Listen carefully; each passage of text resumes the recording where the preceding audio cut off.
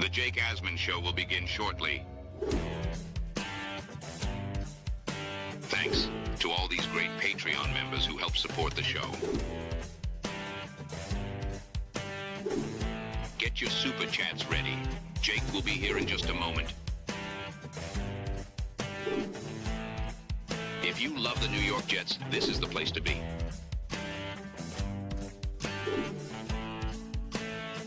And now, the Jake Asman Show. NBC Sports was the first to report that Allan Lazard is in play for the Pittsburgh Steelers. Lazard has responded. We'll give you the latest and talk about it and much more. It's the Jake Asman Show. Let's hit it and get it started. Man, our Jets are primed to win another offseason, baby. We bleed Jets green each and every day. Will the playoff drought finally end? Kings of the offseason, baby. This is what we do. At least we have Garrett Wilson. We have Breece Hall. Please subscribe and hit the like button below. Super chat, baby. Cut the line. We have Sauce Gardner. We have Quinn Williams. Prepare to be underdogs. Now it's time to talk all things New York Jets. It's the Jake Asman Show. Here we go, here on a Wednesday, show number 2 on the day. Click the like button. Make sure you are subscribed to the channel. Spread the word that this is the place to be for daily New York Jets talk. Reminder to join the Patreon. If you haven't, you get bonus content, access to our private Discord, your name added to the intro, and a whole lot more. If you sign up for the year, you save 20%. It's just $5 a month. If you want to pay per month, support the show, support the channel. We appreciate all of you. And when you join for the year, you get 10 raffle entries in whatever raffle we have going on, which right now includes the Joe Namath full-sized helmet, which we will be giving away on the show in just 2 short days. And before the show even began, PBM, Purple Belt Mike, he gifted 5 channel memberships. So Mike is already in our raffle for 5 with this. Mike, this is for you. Let's say hello to our good friend. He will join us every Wednesday now going forward. From Jet Nation Live, Dylan Tereman joins the program. Dylan, happy Wednesday. And did you think we'd be talking about Allan Lazard in May in 2025? Yeah, this is quite the headline to come on to our first Wednesday show. I'm happy to, just switch up the schedule for you. I was able to get off work, so I'm happy to make Wednesdays work now. And yeah, let's talk a little Allan Lazard, because what else are we supposed to talk about in the middle of May? So it's always something. The reports of Lazard being in play for the Steelers stem from the trade that happened this morning officially, where the Steelers traded away George Pickens to Dallas. So a lot of people, I know myself included, immediately thought, welcome to Pittsburgh, Allan Lazard, because I believe Aaron Rodgers is playing football. I know he hasn't officially said that, but I still maintain that he will be the Steelers quarterback. And as long as that is the case, and Pittsburgh now, you look at their wide receiver room, it's not much better than the Jets wide receiver room without George Pickens. Lazard would make a lot of sense because he redid his contract, took a huge pay cut, so it'd be very easy for the Jets to move him. And I think you look at it like this. If you're Pittsburgh, hey, we're bringing in Rodgers. Let's bring in someone that we've seen him get the most out of, make the acclimation process easier. I could totally see this happening despite whatever Allan Lazard says on Twitter, which we'll get to coming up. Yeah, I feel like there's, a small group of the Jets fan base that still believes Allan Lazard could be the wide receiver 2 on this team. I personally think it's Josh Reynolds, so that does make Allan Lazard more expendable. But this is a guy we've been clamoring to get off our roster since before Saleh even came out at the podium in front of the media and said he has a year and a half left here. So like the old coach knew it was not going to last very long. So, a cryptic tweet, of course, comes down and it's a GIF that we all love. And of course, it's a player we don't love using the GIF. So we're all just like, no, we want you to leave.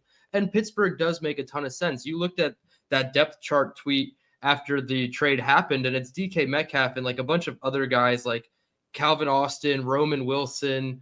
Like those guys are not really going to move the needle, and I would probably take the Jets room currently over that room. So to the, I guess, casual fan, it's like, why would you trade a wide receiver just to go trade for another wide receiver? But when you do add in the domino of Aaron Rodgers, it does come with some baggage, and that baggage carries a soccer ball and doesn't really use his hands much during the months of September and December, and that is Allan Lazard. So, of course, that's going to be the speculation. I'm cool. I said like Lazard in a 7th for a 7th round pick. I'm totally cool with it. Like, just move 10 spots up the board, use one of your compensatory 7ths.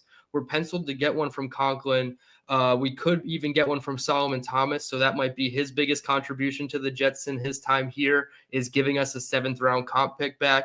So you could use either one of those 7th round picks and then, trade Lazard and get a future 7th. Like, it doesn't even have to be a 2026 7th, in my opinion. Just get Lazard off the roster to any team, quite frankly, that wants him.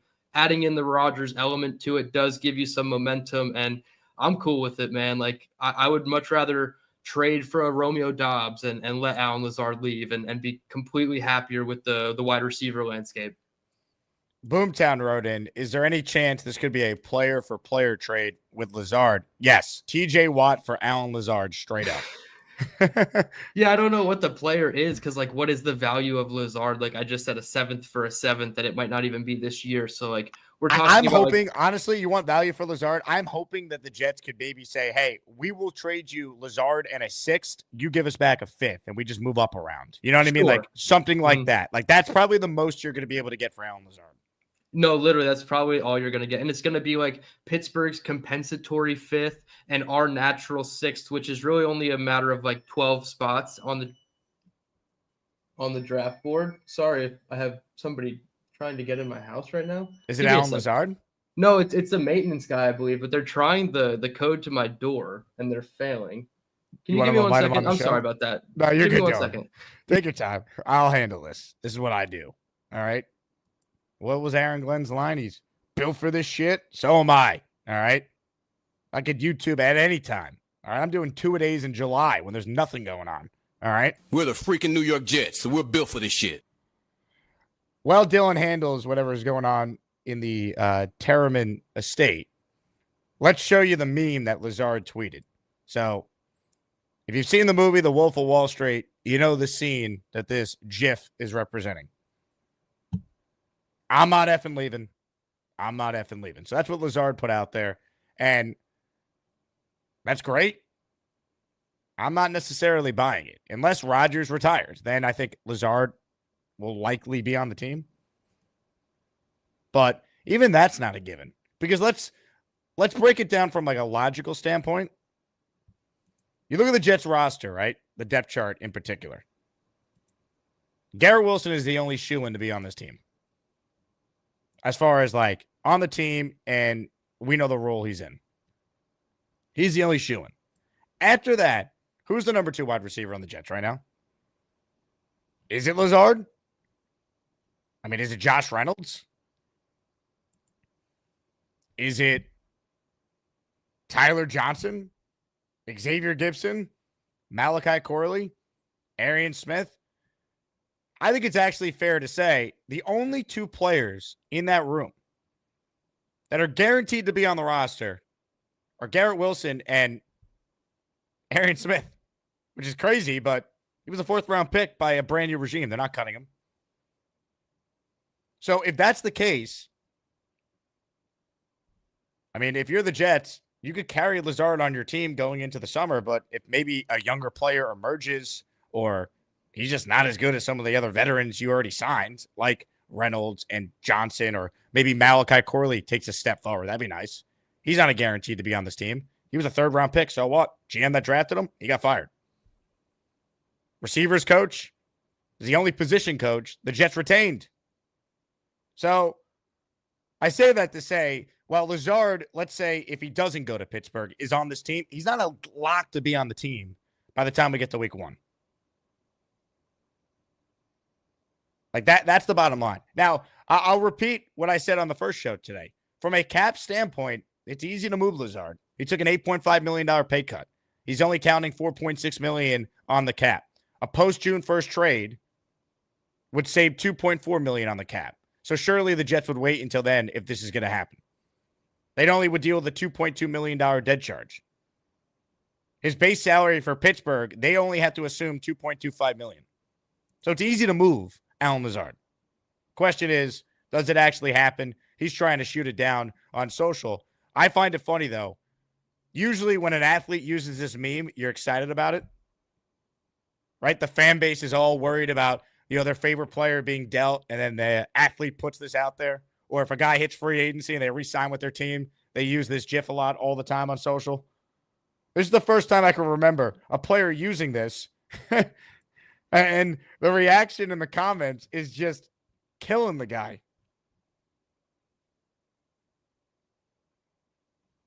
But for now, Allan Lazard remains a Jet. And I believe Dylan Tereman is back after the maintenance snafu. Dylan, what happened? Break it down. So I heard it's like a keypad. It's a keyless entry. You have to type in a code. And if you type in the code wrong, it like beeps at you like you've done it wrong. And I kept hearing it beeping like it was wrong, like somebody was trying to enter the code. And then I go outside, there's nobody there, but I hear like giggling down the hall and more numbers being tried. So I think it's just a bunch of stupid ass kids like wow, touching keypads. I live in a big complex. Like there's some stupid kids that run around. So whatever. Prank calls. Yeah, basically. So I thought it was something more serious. I thought I was going to have to contract the services of police officer Beastbreaker 666 and Bonesy attorney at law. Read the goddamn weather report. Beast, you okay? Hey, Chief. Good morning. Hold on one second. Here. Let me crank you on here. We'll come back to you. Yeah, 100%. Beast will be on the case. Hold on. What did I want to pull up? Peter Castro says, Lazard cost me $500. Yes, never forget the most expensive super chat that was ever sent in the history of this program was Peter Castro sending in a $500 super chat by accident when he meant to send in a $5 super chat asking me and Robbie Sabo if Lazard showed a pulse after a June OTA practice. Oh, that's actually hilarious. $500 to ask about Allan Lazard showing a pulse in June. And he probably wasn't showing a pulse, so it's dead money at that point, literally and figuratively. Oh boy, Peter. Well, YouTube probably got their cut, but I'm sure you gave it all back to him anyway. So that's a crazy moment. Peter, remind me, but I'm pretty sure he was able to call his bank and get it rescinded. Peter's wife was gonna this. Yeah, Peter's wife, I think, was ready to file a divorce. It was that bad. Oh, easy, yeah. By the way, a couple comments here. It is pronounced GIF, not GIF. The creator of the GIF says it's a GIF, so that's why I call it a GIF, not a GIF, despite what the vast majority of you are thinking. I want to make that clear. I'm seeing the comments here that I'm saying it wrong. No, you guys, all right, you people are saying it wrong. I'm saying it how the guy who made the damn thing. I was going to laugh at you and say you were saying it wrong too. So I'm glad that you said that before I looked stupid. Yeah, I want to clarify that immediately. New Q says, I'll carry Lazard to Pittsburgh. I mean, some of the responses to Lazard on this tweet, just tough. Yeah, it's rough. I mean, but that's what you expect, man. What have you given this team? I don't understand what you're expecting. And for those who think that he's wide receiver too, so what does that mean? 500 yards, 600 yards. What are we talking here? Because the bar is so low at wide receiver too. I went back and looked because I'm an advocate for trading for Romeo Doubs. So Romeo Doubs, 601 yards from the second most productive wide receiver, not counting obviously last year where Aaron Rodgers threw a historic amount of passes for the offense. You'd have to go back to 2019 when Robbie Anderson put up 779 as the wide receiver 2 behind Jamison Crowder, So this is the type of production we're being starved of at wide receiver 2. And we could probably get into the other guys too, but Gabe Davis to me, no. 62 yards is your highest yardage output in all of last season, and it was week 1. And then you miss the last 5 or 6 games with an injury. You're 26, almost 20. I mean, you just turned 26, but I'm cool with that. I would much rather trade for Doubs than go get a Gabe Davis. Cisco writes in, Lazard pissed me off when he cost us the touchdown with the finger gun gesture. Let me say this. You can't put that on Lazard. That was ridiculous that they called that a penalty in that Denver game. So, I mean, I'm not going to get on Lazard for that. I'll get on Lazard for all the other drops that came at catastrophic times that hurt this team the last 2 years. Yeah, and he almost didn't catch the Hail Mary against Buffalo. And like it was like a controversial, like he went down with it and then it got ripped out after he hit the ground. But like he almost didn't catch the Hail Mary. So we almost had that moment stripped away from us too. Kyle Clifton is the second Asmaniac to gift a channel membership. He is in our raffle for 5. It's the Asmaniac membership raffle. For every membership gifted, you receive 1 ticket entered in the raffle to win epic prizes. The prizes are epic. Very, very epic. This week, we are giving out a full-sized Broadway Joe throwback helmet. Prize number 2 is a Justin Fields signed helmet that Dylan Tereman is dying to win in the raffle. Prize 3 is the Joe Klecko signed helmet. Prize 4 is an Aaron Glenn signed photo. And prize 5 is a signed Sauce Gardner jersey. So epic raffle following the draft. We're going full-size helmet. First time ever with the throwback and certificate of authentication and the display case included if you win our top prize. So, Kyle, you're in for 5 more. And the following 5 people are channel members. Dan NY, Voice of Reason, It's Snoopy, Dalt, and Kevin James. Shout out to the King of Queens for always being locked in to the show. The Gabagool checks in. Unleash the Beast. Get ready, Gabagool. Beast is out there. We already heard from him briefly. More coming up, I'd imagine. Big Loyal in our raffle for 2 with this $10 super chat. Do you think we should try to get Gabe Davis after being cut? Dylan, your thoughts on Gabe Davis as an option?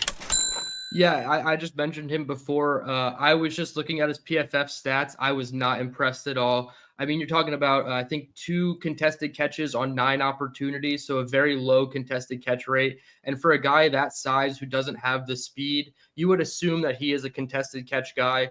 And then, like I said just a couple minutes ago, 62 yards is the most yards he put out last season. That was in week 1 on 3 catches. So I'm not entirely in love with the production standpoint that he brought last year. And it would be just another, I guess it would go along with the theme of this guy didn't do well in 2024, being on his 2023 production and, you know, our developmental coaches to work this guy up and to be something better than he has been. So I'm not a huge fan of the move, no. But I mean, if I had to guess, would they be interested? They'd probably float it around and see what he wants as a 1-year flyer option. But I personally would not do this deal, no. Look, to me, I wouldn't hate it just because he's young and has had moments, but I don't think they're going to sign him ultimately. But I mean, he's probably better than some of the guys they have on the roster right now. So that'd be the only thing I would point to. So we mentioned the Lazard tweet. He tweeted out the famous Wolf of Wall Street, I'm not leaving scene. Hold on. Having some tech issues here. There we go. One of the responses to the Lazard tweet, I screenshotted it to share. As a Jet fan, I will trade you to the Steelers for Chipotle guac for my burrito bowl. And I got to be honest, as a Chipotle connoisseur myself, I tend to agree. Guac ain't cheap these days. I would trade Lazard for some Chipotle guac. That's absolutely fair. I mean, throw in a bag of chips and queso too. And I mean, like the other person said, I'd walk Lazard to Pittsburgh. So yeah, I would sell out for Chipotle. Let's see. Kyle Clifton is in a giving mood. He has gifted another channel membership to get entered in the raffle again. Clifton's gifted membership went to, let's see, listener. Dun, dun, dun. Listener. Come on, Mr. Tube. Show me. Adam Page. You're a channel member now. Thanks to Kyle Clifton. Also want to give some love to another Asmaniac paying it forward. The Dominican Destroyer Vargas has gifted a channel membership. There we go. Love to see it. And that went to listener. Dun, dun, dun. Luis Carasqualo, who's now a channel member as well. All right. Super Chats cut the line. So we go to this one next from PBM, who checks in. Question for Dylan. Would Pittsburgh trade the last defensive tackle on their depth chart for Lazard if they sign Rodgers? Pittsburgh perspective, not ours. I mean, from their perspective, I guess they would think about it maybe. I mean, it depends. Like, would they rather have the picks next year? Right now, they're currently slated to have 12. So do they want to hold all the picks that they possibly can because they're going to be in the market for a quarterback next year, even though, I mean, they took Will Howard in the 5th or 6th round. So I don't think they believe he's the future. But I mean, from their perspective, I mean, a guy like Dean Lowry, who's been kind of, bounced around the league. He was with the Packers for a bit, with Minnesota. Now he's with Pittsburgh. They did invest at the position with Yaha Black from Iowa in the 5th round. I mean, maybe you could get a Dean Lowry for Allan Lazard. But at that point, like I said this at a couple other pods that I've done this week, I would much rather wait on defensive tackle for August cutdown day when all the teams go from 90 to 53 and somebody's going to fall through the cracks where like not necessarily Pittsburgh, but maybe like the Bengals or somebody has a guy on defensive line where they want to sneak him by and then get him back on the practice squad. And the Jets are able to snatch him up. That's how we got JFM the first time.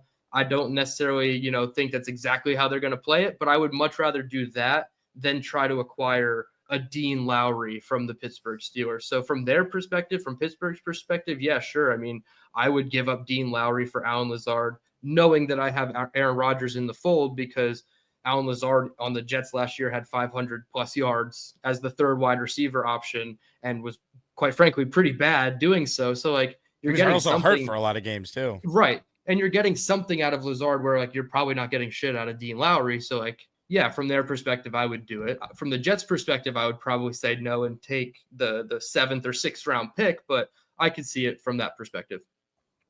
Big fella with a super chat. Gabe Davis sucked on the Bills and was awful last year. No, thank you. He's trash. Yeah, that's kind of where I'm at. I did not like anything I saw. 240 total receiving yards, 2 touchdowns last year. Like, I mean, he missed a lot of time with injury, so he's older than Romeo Doubs. I'd much rather trade a 5th round pick for Doubs than get whatever the cost is for Gabe Davis. You know who isn't trash, though? The 2 people you see on your screen right here. Big fella and Jalen Brunson. That's enough said. 2 legends. I wonder what Jalen Brunson feels standing next to such an icon. Big fella towering over Jalen Brunson there. Let's guard him up on the perimeter. No. We need the Knicks to knock off Boston. I'm actually rooting for the Knicks this time. F Boston. I speak for everyone. 100%. We can all agree on that one. Dixon writes in, on my way to Chipotle right now. Half chicken, half steak, Dixon. Let's go. All right. That's the order. Okay, I'm a half steak, half barbacoa guy. Oh, that's a nice combo. I've always been a half chicken, half steak because you get more. You get more bang for your buck. They'll give you the same portion size if you got chicken or steak. So it's just a little cheat code to get more in your bowl. Got to maximize the bowl these days. 100%. And it's all about when you ask for the extra too. Like if they're putting the rice on and then you ask for extra rice, they'll give you a little bit more. You know what I mean? But then like they're putting the meat on, but you can't ask like, hey, can I have extra steak? Because then their extra steak is like not quite extra steak. So yeah, you got to play it right with the timing. And it's all about who's back there too. Sometimes you get a little bigger person back there and they're like, okay, this is a big portion size, and they'll give you a little bit more on the spoon. 100%. And look, I know people are saying bowl. You got to go burrito. You only get a burrito if you know the person that's going to wrap your burrito knows what they're doing. There's nothing worse, all right, other than the 2024 New York Jets. I would argue there's probably nothing worse than sitting down, getting ready to eat a big fat burrito, and it explodes in your hand before you even get a chance to fully devour it and enjoy it. Yeah, and I'll even double down and say when they know they can't close it and then they go grab another tortilla and then they double wrap it, it's like now I'm chewing through so much to get to the contents of it. It's tough. I go bowl with the tortilla on the side so I can do what I want after I'm done. Peter Casher says, Jake, we need some excitement. I'm bored. Well, Peter, if you send in a $500 super chat to pay homage to Allan Lazard for old time's sake, I think that would add a tremendous amount of excitement to the show because I promise I'll take some of that $500 and I will gift some memberships for the people. So you tell us when.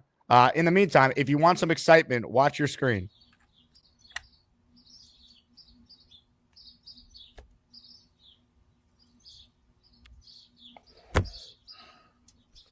You're welcome, Peter. Comments, questions, super chats, cut the line. Michael Palermo is in the Asmaniac raffle for 1. Thank you, Michael, for gifting a membership. Gary checks in. No Chipotle. The only thing you need to be healthy is fatty meat and water. Your thoughts on the Gary lifestyle? This is Gary, the boxing Gary? This is the boxing Gary, yes. Oh, okay. I didn't know he switched 3D boxing. I got you. Yeah. I mean, okay, the not surprised, fatty meat and water. Sure. That's a lot of what my fridge is filled with right now because I am broke as hell and can't afford anything other than like meat and vegetables. Comments, questions, super chats. They cut the line. All right, some other topics I wanted to get into with you. Talked about this on the first show today, but I want your take. The anonymous scout, former Jet scout, apparently, talking to ESPN saying the Jets should have taken Shedeur Sanders in the 4th round. Your thoughts? Spoiler, it was the same scout that advocated to draft Christian Hackenberg at 51. So don't take any credit from this scout. No, I mean, cool. I mean, you could say that about all 32 teams, including the Browns, who took a quarterback 50 picks higher in Dylan Gabriel at 94. So I don't know. You play the revisionist history. I think teams kind of told you how they felt about Shedeur Sanders in this whole process. They just didn't view him as the guy who's going to turn their franchise around. And usually if they feel like the talent drop off, if it's just a talent thing, they said he would have lasted till the 3rd round and he would have been picked up then. But because of all the other things you add into it, it's so hard to bring in a backup quarterback who every time your quarterback throws an interception, they're going to show Shedeur Sanders on the sidelines and say, oh, well, when's his time to shine? Unless you have a Hall of Fame guy ahead of him. And then they're not going to say shit. So it's a hindsight, flooded conversation that I don't really care to have. A lot of people think he's going to be the starter in Cleveland. I don't know if I believe that. Like, maybe he will start or play at some point this year because I don't think Cleveland's going to be that great. And the quarterback room is really scary. You have like Pickett and Flacco and then Gabriel and Shedeur. So it's like, I don't feel inspired by that. So maybe he has to play at some point, but I don't see him coming in and lighting the world on fire where Bang Mateo is going to come and do a victory lap on me because he told me that we should have taken him over Arian Smith. Once again, you can't argue the Jets should take Shedeur Sanders after they moved on from Aaron Rodgers and the head coach came out and said, Fields is the starter. We believe he's going to break out. We're going to let him play quarterback. Oh yeah, we also want to move in silence. You would contradict everything you have done if you take Shedeur Sanders at any point. I don't think he was on their draft board. Yeah, no, he is certainly not the move in silence type of draft pick. And obviously it never helps that it's the quarterback on top of it. So yeah, if you want to show conviction in Justin Fields and you weren't comfortable giving him competition, which I mean, I wanted them to give him some competition, but the fact that it's competition and also the dramatic effect with the Shedeur Sanders, I couldn't get on board with it. And that's why I was an advocate of Will Howard, because I felt like he wasn't ready to start right away. So Fields shouldn't feel pressed like he needs to look over his shoulder every time he makes a mistake in this offense, which is going to be a huge learning curve as it is. And I just, I didn't want to see the Dion tweets after like week 4 when Engstrand isn't, up to his standards. And he's like, my son should be playing and doing the whole bit. So the Shedeur thing, I'm glad that we kind of bypassed it. I was hoping that, we wouldn't need to harp on it anymore because he slid for reasons that the league kind of told us outright what they were. And we just have to accept it and see what happens. Hit the like button if you're just tuning in. If you're one of the 300 people in here, reminder, join the Patreon. If you haven't, get in the Discord, help support the channel during the lean months, and enjoy all the perks that come with your membership. Shout out to Big Joe, Bill P, Taylor, Peggy, Dominic, Orlando, and AJF for being our most recent Patreon subscribers. Comments, questions, your super chats. Cut the line. Big fella with a super chat. Chipotle meat better than Moe's. Moe's queso better than Chipotle. Both guac are terrible. I think Chipotle has way better guac than Moe's. I do agree with you. Moe's queso is better than Chipotle, and I think Chipotle's quality of meat is better than Moe's. That said, shout out to Moe's. Moe's Monday, Mo Monday in college, tradition, a staple. And the stack from Moe's, pound for pound, is as good as anything you're going to get out there. So a big fan of the stack from Moe's for what it's worth. I agree with the first part of this take wholeheartedly. I was not a fan of the steak at Moe's the few times that I had been there, and maybe it was just the location I went to. So I'm willing to give it another try, but I don't know. There's also Qdoba. I don't know if you've ever heard of that one. Oh yeah, that one is. I think that's even better than Chipotle. So it's a pick your flavor when it comes to Mexican. Some people like it real authentic. Some people like more Mexican American, and some people just sell out and get the basic, almost like Taco Bell stuff. All right. We're going to open it up to some calls here coming up. So if you want in, click the link in the live chat. You'll see the GustBuster hotline link is pinned. Hennessy says, let's go Knicks. Go up 2-0. Why not us? Hell yeah, Henny. Why not? Everyone's saying house money, and I get it. But get greedy, man. If you got a chance to win the game, what the Knicks need to do is they need to be in the game late in the fourth quarter. And then you have the best player on the court because you got the best closer in basketball. Give yourself a chance. If it's close late, you got a shot. And that's all you can ask for. So we'll find out if the Knicks are capable of doing that. Kickstaff says, Jake, you keep the Jets talk entertaining all year. It's crazy. You are the man. Thank you, Kickstaff. Your check is in the mail. Can we get this guy a membership, man? Kickstaff doesn't have a channel membership. Are we still also looking for the elusive Dave Brigham membership? It's a great question. I don't know if Dave got a membership yet. It expired, and I don't know if anyone was able to get him one. But man, good question though, Dylan. We will look into that. All right, let's get to your calls. First up today is Papa Jet. Hello, Papa.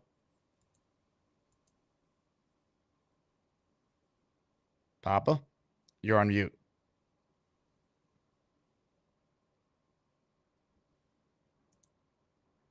Papa. Sorry. There we go. Arthritic fingers. Sorry, Jake. How are you, Papa? Good. And hey, Dylan, I see my I don't know if you remember the call. My sleeper went to the Dolphins of any team. That Jordan Phillips. Jordan Phillips. Yeah. Now we gotta hate him, right? We're not allowed to like him anymore. I mean, I hate New England, Buffalo, and but out of all of them, it's the Dolphins. It goes back to when my teenage years in the Mud Bowl. I still can't get that out of my head. But anyways, Jake, I'm going to talk draft now that it's over. I learned to humble myself a long time ago on the draft. It's just a big crapshoot. I know teams have to do their homework and give themselves the best chance, but at the end of the day, it's a crapshoot. You know, you have and I'm talking first round picks to seventh round picks, because the draft throughout the history have proven that. We have bust in the top 10. We have players undrafted that make a career out of it. So like I said, I just learned to humble myself, because I can't. And it's, the experts in that, so-called experts, there was so many of them that said Lamar Jackson will never be a quarterback in this league. He'll be like a tight end, wide receiver hybrid. How'd that work out, And I think me personally, I think the combine's a little overrated. There's some good points there, but I just think some of it's ridiculous. It's just my opinion. I don't care if an offensive lineman's hands are 3/8 below the threshold of having small hands, or he can't, his 40 was bad. How fast is he in 10 yards, or how quick is his feet laterally, or whatever? I don't know. Maybe I'm bitching too much, but, and the RAS score didn't Zach Kuntz that we got, didn't he break the record for the highest RAS score, and he hasn't hit the field yet? Yeah, and he was a 7th round pick for a reason, so they were just betting on some traits there as a dart throw. I mean, fair points, Papa Jet, and a lot of times the draft can be a crapshoot, especially on day 3. The one thing that should be pointed out, the best teams in the league do better at the draft than the worst teams. And some of that is just strategy. They understand how to accumulate extra picks. If we're saying it's a crapshoot, well, you have a better chance to be good if you accumulate picks by navigating the board, knowing where guys are going to go. So you could trade back, get extra picks, and still get an understanding that, hey, the player you're targeting is going to be there. Now you have, in this crapshoot scenario, an extra pick or two to take another chance on a guy, right? So, that's the key. You got to be good at evaluation, sure, and sometimes there's some luck involved in that. But the best teams in the league, I look at what the Eagles have done and what the Ravens have done in the draft, they're the best at it because, yeah, they have good scouts and good evaluations, but they also are very good at getting extra picks and playing the comp game and using those picks to go up and down the board. That is what hopefully Muji can do. We have no idea yet. He's had one draft, so we don't have a sample size to really base anything on it. But that's the key for the Jets, to be good at the draft. Yeah, and I think there was a really nice clip from Eric DeCosta, the GM of the Ravens, and he was breaking down a lot of his thoughts post-draft, and he was talking about how not necessarily because of how much consensus boards are out there, but it's starting to influence some of these teams a little bit where everybody is kind of into one thinking tunnel, and 18 teams of the 32 want the same guy in the second round. And now it's causing a lot of people to trade up and take a swing on a guy that they might have more conviction in, where he's just simply saying that allows the board to fall to us. We are even open to trading back and allowing us to take more at-bats and get into that batter's box a couple more times to take swings, to allow us to just accumulate as much talent as possible. So he was even saying like trading up in the draft has become more so of like a trend that's not necessarily based on, you know, teams doing their homework. It's more like consensus boards are starting to influence teams' decisions because, you know, 400 media people like me or like the Dom C's up to the Connor Rogers of the world all say that Arian Smith should go in the 6th round. Well, like, okay, well, we're going to take him here in the 4th round because he's fitting our style of player more so than just matching the consensus. And he was, you know, the best GM in the league, or at least the top 3 to 5 GM, in my opinion, is now saying, do not do that in this draft class and stop doing those trends that are hurting teams more than they're helping teams. So it's an evolution. Like every single year, the draft is going to evolve in how teams approach it. And you have to model it after the Eagles or the Ravens and those consistent, like, we come out of the draft and we're like, how the hell did Mike Green go to him in the 2nd round? Like, we do those types of things all the time, like Ty Robinson to the Eagles. It just doesn't make sense. So it's you have to follow the good teams in these things and not fall into the trendy draft day things. Ladies and gentlemen, Dylan Tereman, while live on the air, gifted 5 channel membership. Show me the money. Show me the money! Money. There you go. 5 more chances for Dylan to win a raffle prize on Friday. Willie D, Jason C, Norm Go Jet Yourself, Justin Heath, Smitty PA, the recipients of Dylan's memberships that he just gifted on the show. Team Curry writes in, Jake, Jake, Team Curry, hope you're well. Thanks for the super chat. Let's get to more of your calls on our show. Let's say hello to someone who at lunch today, when I had a chance to sit down with Craig and his lovely wife, this guy came up in our conversation. Love him or hate him, you always care what this guy has to say. Joe Douglas should have been fired 2 days before he was hired. Dylan, excellent job out of you today. Jake, come on. You can do better, pal. Look at that. No, it's the offseason, right? But we can't take any more rounds off like that, okay? Just keep I'm locked in, man. I'm bringing it. All right. Let's see it next round, all right? One more round like that, I got to stop the fight, Jake. Come on. I don't want to do that. What haven't you liked that I've said, Gary? What is your issue with me? We all know what happened. Do we? It doesn't need to be repeated on air, all right? Keep it in-house. I don't think I know what you're talking about, but I'll go with it. Sure. I want to talk about the wide receiver room for a little bit. I think it's getting a little overblown. I have mixed thoughts on it, right? You have an excellent number one. I still think a top 10 receiver in the league. Like, if Lazard is your 2, and then your 3 is some kind of combination of the 2 unproven guys, that's not really the end of the – it's not a strength, but I don't think it's a weakness either. I think it's getting a little overblown. Lazard's got hands. He's got drops issues, for sure. He was not bad last year, big picture-wise. Like, he wasn't terrible. He was not the reason why we were 5-12. I think he had the highest drop rate in the NFL, Gary. Like percentage-wise. That might be true. That might be true. Is that true? I don't know. Is that true?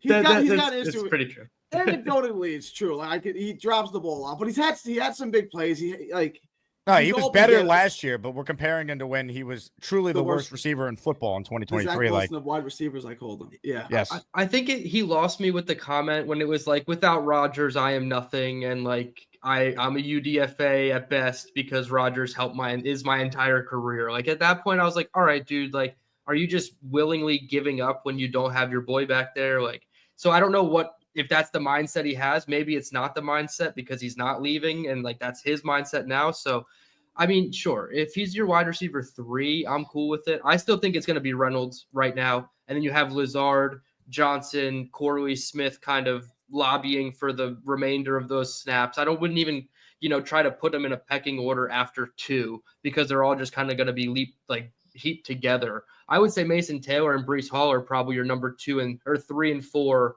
receptions and target leaders before that third wide receiver is on the depth chart anyway. So, I mean, I don't expect anything from Lazard if he is here. I would much rather see Reynolds out there, but I guess, you know, there were moments where Allen Lazard was like, oh, wow, he actually did that. And I was an advocate of it before we got Rodgers. So, like, I can't sit here and say I was never a Lazard guy. I was truly happy when we did get him, but it's soured. We were just happy because we thought, oh, we're getting Rodgers now, definitely. Well, it was the first clue. It was like, okay, this is obviously happening now. Like, okay, like lean forward in the seat a little bit, you know? So there's like two things that I'm kind of torn. Like, part of me wants a veteran receiver, right? Like, we got a bunch of young guys. I want to bring in, but the other half of me is like, this is kind of, I don't want to say an experimental, exploratory season. Like, I want to see what we have in Smith, and I want to see what we have in Corley. We didn't get to see Corley last year, besides him spiking the ball at the 1 yard line. Because he might be terrible. Okay, I hope not, but he might be terrible. Tape, and we all said there's something to this guy. There's something to him. Yeah, but we're not scouts. And the scouts get it wrong all the time. At wide receiver, they don't get it wrong. They get it wrong, but not all, and they don't get it terribly wrong. Denzel Mims, Elijah Moore, Stephen Hill.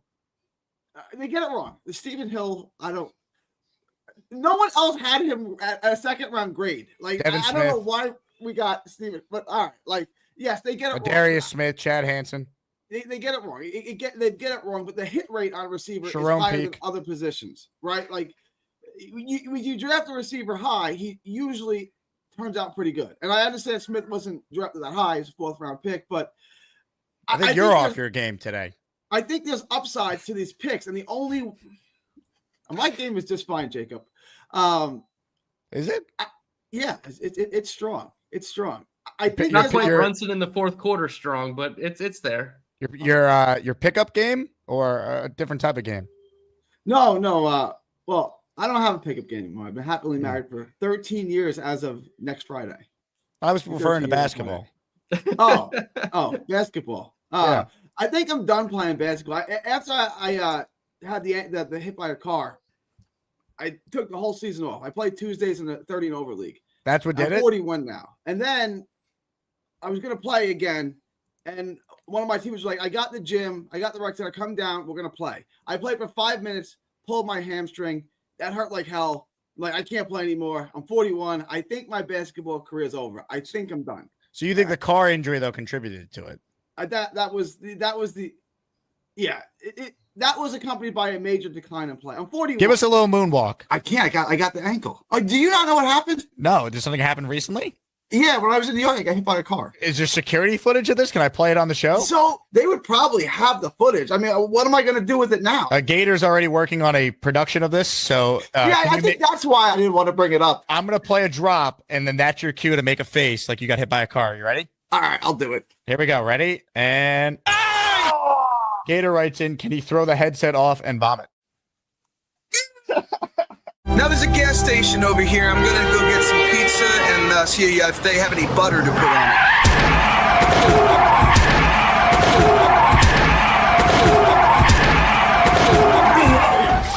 it. You could have died. But I didn't. I can see why that would affect your basketball game, though. I understand. I didn't die. I lived to tell about it. I probably should have had the ankle looked at. Because when I started playing the first day, my buddy was like, "You're running on that really weird." I'm like, "Nah, I'm good." And then 3 minutes later, I was really playing for no more than 10 minutes. I pulled my hamstring bad. It was like all purple and swollen the next day. I'm like, I think I'm done. I think that's it. Plus, I'm 40 and I'm playing 41. I'm playing with 30-year-olds, right? I've been playing in the same league since I'm 30. That's fair. I'm no LeBron Jake and James, I would probably whoop that. you on the court. That's probably. fair. I'm 41 years old. Dylan, you're like 23? No, I'm 30. You're not 30. I swear to God, I was born in 95. I was born in 95.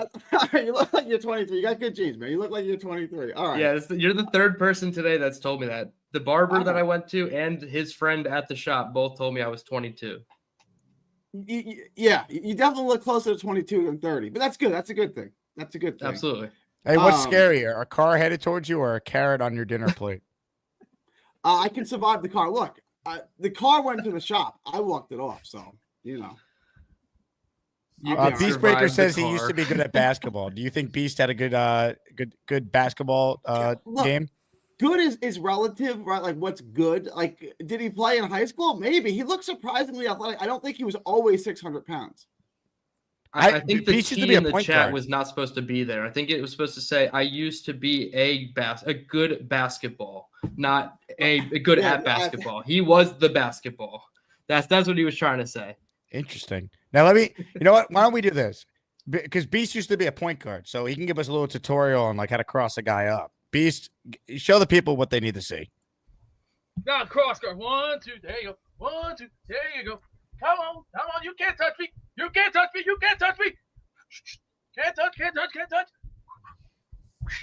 That's how you're supposed to do it. 1, 2, 3. Easy as cake. Can't touch those feet. Come on, you're supposed to have footwork. Come on. You gotta pick it up. You gotta pick your feet up when you go like that. You gotta go footwork. You gotta go footwork. Come on, you gotta use footwork. Come on, you gotta go. Can't touch. Can't touch. He moves surprisingly well for a guy that size. Like he does. Like he may have been an athlete at some point in his life. That time is no longer today, but at some point he may have been an athlete. I'm saying, like, for a guy that size, he got a little bounce to him. Can he survive 10 minutes without pulling his hamstring? No, not now. But he's 40, 20 years ago. I don't know. Maybe he might. Harry, I used to be 180 in high school. I used to shoot long distance 3-pointers in a center shot like Michael Jordan would do. Go, whoop, see you later, alligator. That's what Jordan would say too. That was Jordan who did that. Hey, I learned. Hey, I watched Michael Jordan for many years, and Michael Jordan, gotta love that man. And you know what? I don't care what people think of me. Michael Jordan, Patrick Ewing, Shaquille O'Neal. Hey, these were the men of the 90s that rock basketball. The new stars of today. Oh, that 2004 quote where Jake said, "Hey, where's LeBron?" You remember that Jake saying that last week? You're like, "Hey, where's LeBron?" I don't even know what. No, I have no idea what you're saying. You were like, remember we were showing the yearbook clips, and you were like, hey, okay, this is the prom, but where's LeBron at? No, I was saying that the style of the suits that people at your prom was like the 03 NBA draft where they were all wearing the gigantic oversized suits. I never even went to my prom because couldn't afford it. I'm like, because people at the time, they didn't understand me, they didn't hear me. They everybody's different, but you know what? I don't worry about it now because you know what? That's in the past. It's over. It's done with. We're all getting old. You know what? Look at it this way: 40 years, who's gonna care anyway? Hey Gary, how old were you when you were playing basketball? Were you really good back then, or did you? Were you average? Yeah, well, I played freshman and sophomore year, and then I had to stop because it got in the way of boxing. But I played in leagues and recreationally some leagues since not year round, but I played since I'm 15 years old. Well, I played since it was the sport my dad, he coached me when I was like 8, 10, 12 years old. So I played basketball most of my life. I'm not good like Nate is good, right? But that's what I'm saying. Good is relative. Nate on a bike. He's the basketball guy. He's good. Oh, yeah. I mean, he's just 5'9" white guy. So, but Nate's good, man. Nate's real good. Hey, 5'9" white guys have a spot on the court. 5'9" Peyton Pritchard, baby. He'll eat your lunch. Gary, thank you for the time. All right. Thank you. Plants are trying to kill me, so I think I'll eat a stick of butter. Gary came up during my lunch with Craig and Mrs. Craig today. Here's the photo of us in the West Village earlier, and it was quite the meal. So shout out to Craig and his lovely wife. They're headed back to Australia look like a tomorrow. tourist at all, man. He looks like he fits right in. That's amazing. He is more New York than anyone. It's great. Mr. International. Vinny with a super chat. He cuts the line. Thanks, Vinny. I'm fine either way with Lazard. Dylan, where did you get that jet banner behind you with our logos? I need that for my new house, LFG Jets. Yeah, man. This one, that's I think it was like a sports store called like the Man Cave. It was like just at the local mall down here in South Carolina. Even I found it. I was surprised. Usually I can only find this stuff up in New Jersey, but yeah, this was a cool piece. I've had it for a while. I like it. I mean, obviously they've updated it twice since the bottom one, so you kind of have to add on to it, so it'd be longer than it is now. But yeah, I like it. I mean, I'm a big fan of this one, the full plain one, because I have it right here in gold, and it's such a classic look, in my opinion. They should have an alternate helmet that they actually wear in a game with that. Yeah, and I know that they're doing the whole like new color rush type thing or whatever it's called, the rivalry jerseys or whatever. And I think they're gonna feature more of like the fighter Yeah, jet that's the plane. rumor. But if they did this one instead, I would be totally cool with it. I am very curious to see what that's going to look like because I don't know why they necessarily need to do a new thing when they just brought back the old logo and modernized it, but Yeah, Jets are going to do whatever they want. It's all in about that regard. the dollar signs anyway. So It's true. Papa Jet said he had another point he wanted to quickly make. Papa Jet, go ahead. Sorry, Jake. I'm hung up on the combine, but the only thing the other point I wanted to make was the most important thing the combine does not measure, and that's heart, right? You can't measure heart. And the two examples I got is the kid basically walks across the street, he gets stopped by Jets security thinking he wants autographs.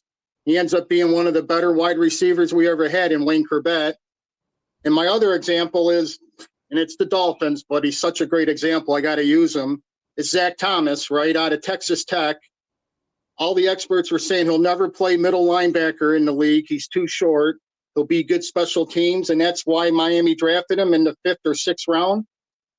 He worked out pretty good, So at the end of the day, like I said, I just don't get upset anymore over picks or whatever because who the hell knows, Yeah, I would say the combine to me, it's all just a matter of like, what do your eyes tell you on film? And then do the numbers from the combine confirm what you saw on film? It's more like, it's kind of like a PFF grade, it's just another benchmark, it's just a number in the evaluation. It doesn't mean that it's, oh, he ran a 4.58. Azariah Thomas is undraftable because he can't run straight as a cornerback. Like, it shouldn't be, that serious. And I think we've kind of gotten off the path a little bit of let the film be 75% of the evaluation, 20 or 15 to 20% is the in-person interviews and the heart and the character and how are you going to fit in our scheme. And then the last 5% is all the analytical stuff. I feel like now we're looking like the analytical stuff is like 30-40% of the baked in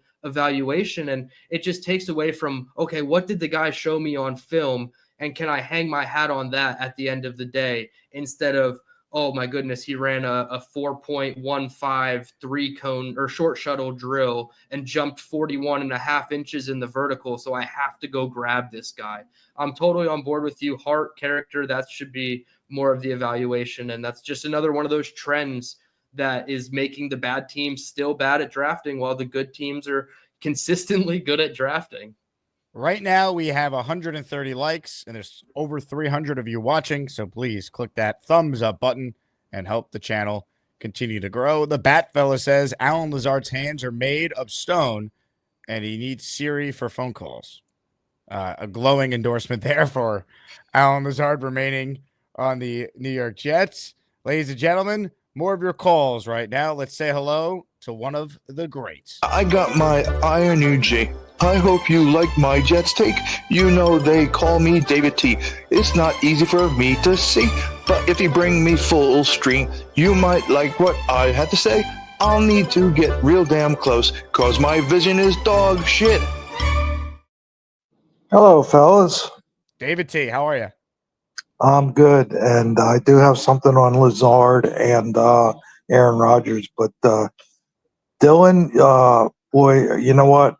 Every time you bring so many phenomenal guests on, and I've been listening to Dylan the last couple of weeks, and I'm like, man, this guy's another one of my favorites. And it's like, you know what? Jake, you work well with people, and I'm glad to hear that, he's going to be on every week. Thank you. I appreciate that. Yeah, you're a good guy, but and so very knowledgeable and interesting. So anyway, as far as Lazard goes, I'm good with him being on the Jets. But on the other hand, and I was listening to talk radio, and usually if it's not a Jake's show, it's not the Jets, and but when I'm in the car, I have talk radio on. But anyway, they were talking about Aaron Rodgers and veteran quarterbacks, and why hasn't he signed with the Steelers yet?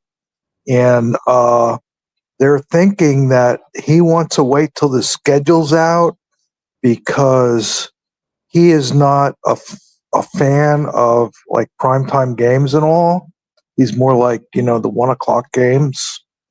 And does that make sense to you guys? Or Dylan, your thoughts? You're saying Rodgers doesn't like the prime time, so he's going to wait to see who has fewer prime times. That's kind of what you're getting at. It's speculation. It's he's not one of my favorites, but it's that it's the only thing on the radio at a certain time.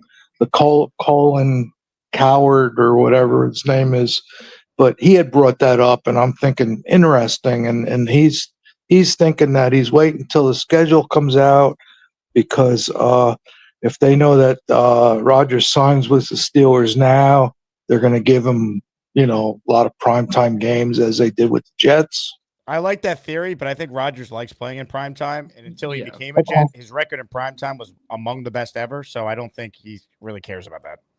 If anything, I would say that maybe the Steelers are advocating to wait till the schedule comes out so that they aren't slotted in a lot of primetime games themselves. From the team's perspective, maybe they want to fly more under the radar and they don't want to have 6 primetime games with Rodgers. But yeah, to Jake's point, I don't think Rodgers has ever shied away from the limelight. So maybe it's not a personal thing for him, but maybe the Steelers as a team want, 2 or 3 primetime games because they don't necessarily think they're going to be great and instead of 6. And also, let's remember this too. Pittsburgh is a national brand. They're one of the most popular teams in professional sports. They're going to get primetime games no matter what. They've never had a losing year, so it's a safe bet to put them in primetime at any point in the year because they're never going to be god awful. They're always going to be at the bare minimum an average to slightly above average team under Tomlin.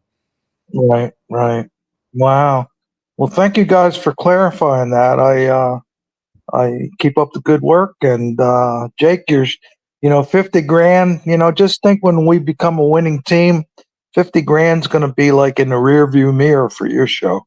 I love it. David, let's go Knicks. Show off that Knicks hat. It looks fantastic. There it is.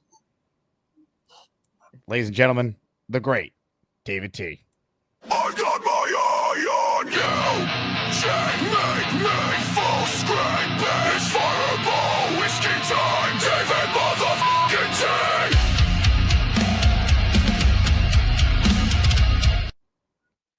David T, everybody. One of the greats. Reminder, raffle prizes include full-size Broadway Joe helmet, Justin Fields helmet that Dylan desperately wants to win, Joe Klecko helmet, Aaron Glenn photo, Sauce Gardner signed jersey. All these come with certificates of authentication. More of your calls right now. Ladies and gentlemen, we say hello to an OG who is back where he belongs, laying on his bed. Home is bed, is on the bed. That's what feels good. On the road, his bell is on the bed.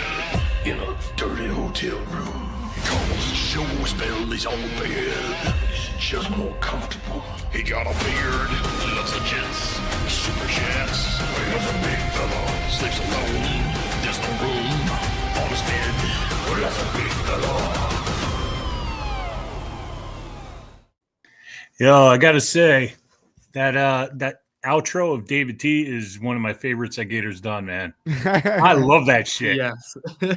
So damn good. I just like I'm to switch it here. up. You can't see me off stage, but I'm rocking out every time that I hear awesome, the dude? Screamo version.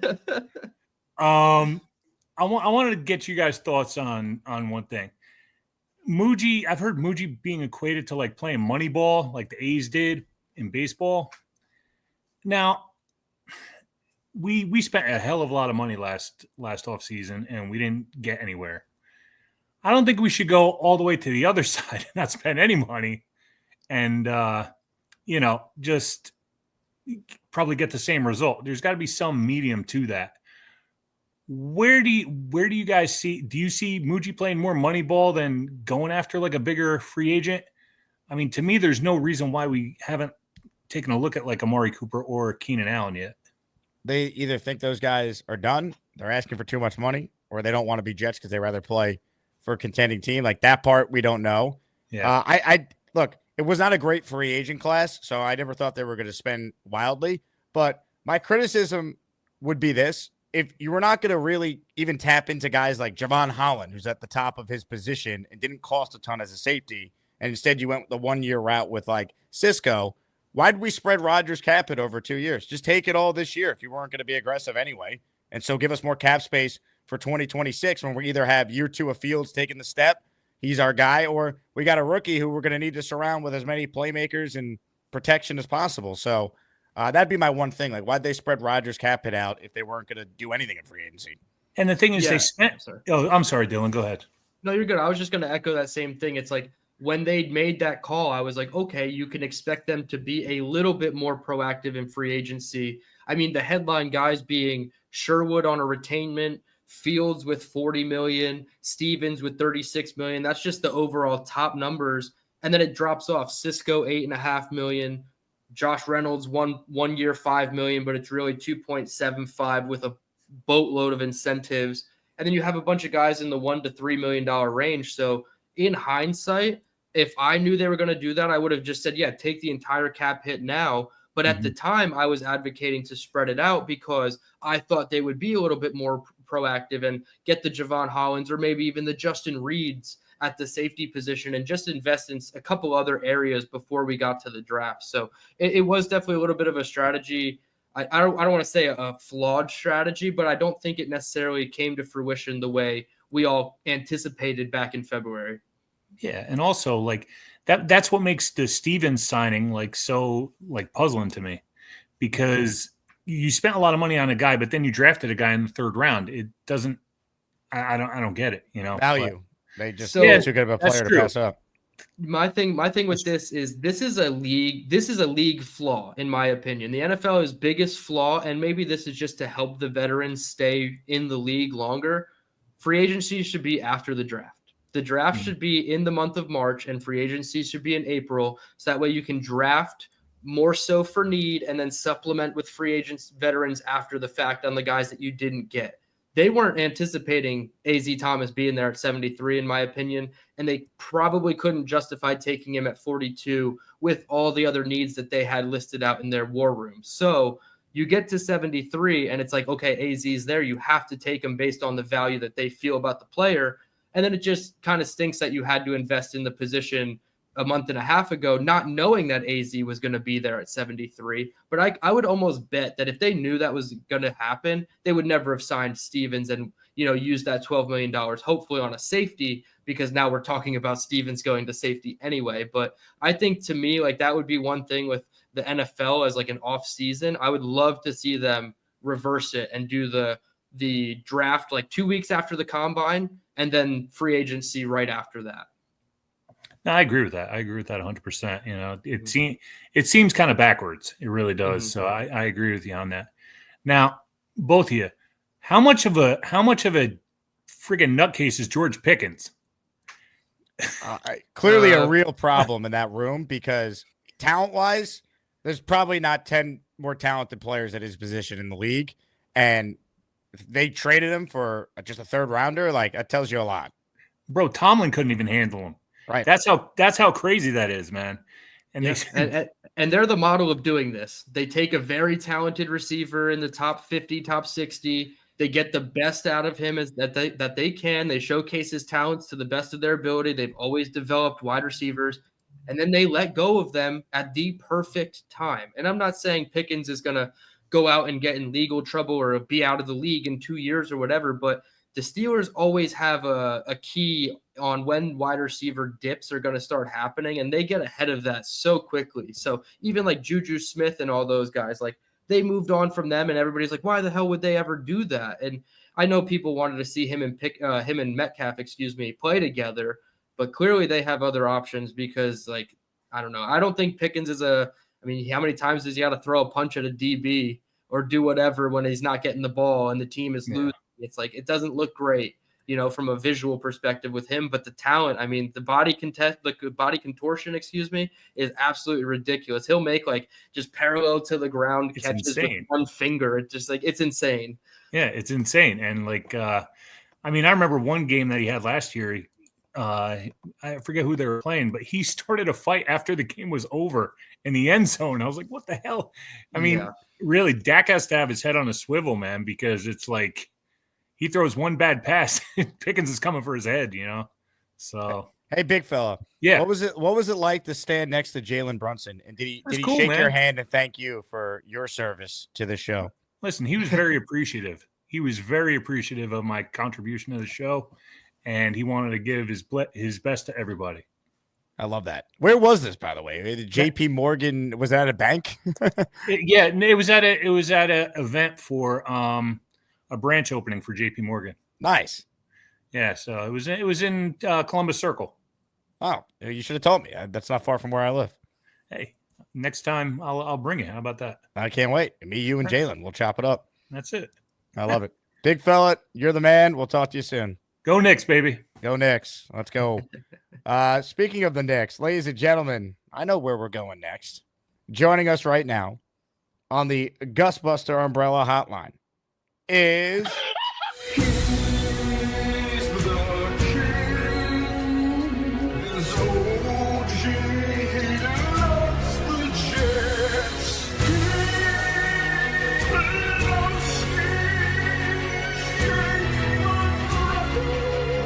He's the king.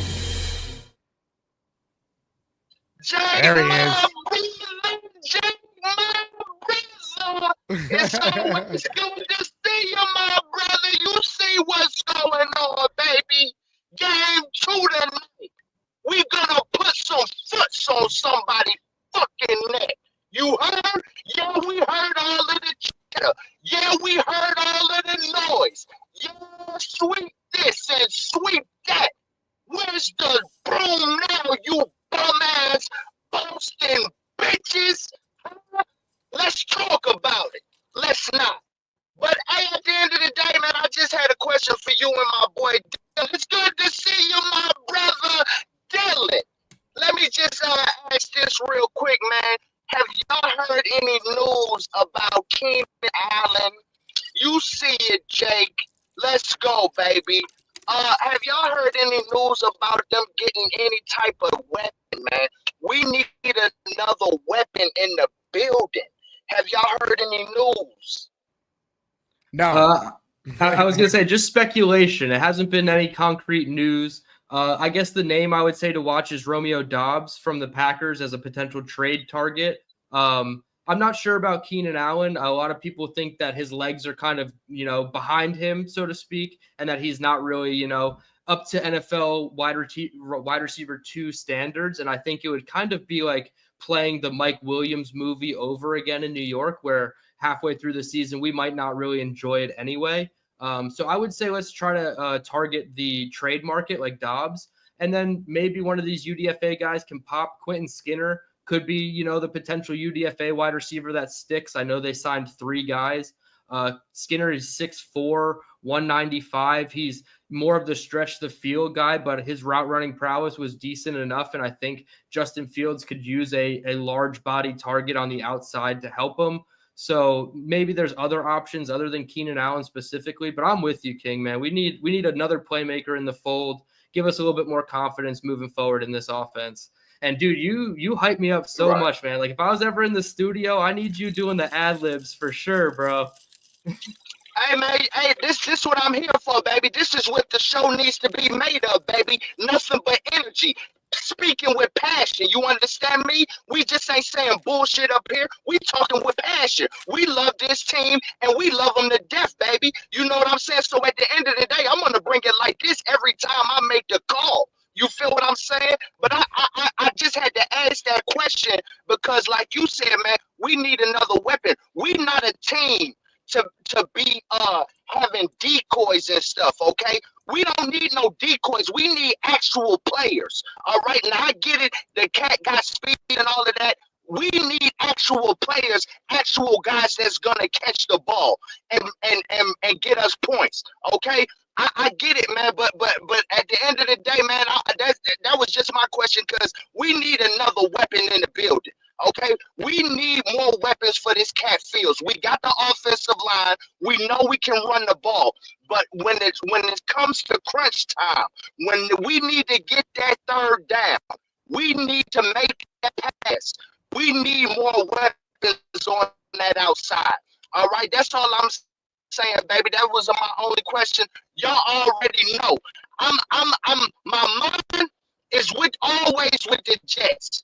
My heart right now, my passion, my fire is with these damn Knicks. Let me tell you something, Jake.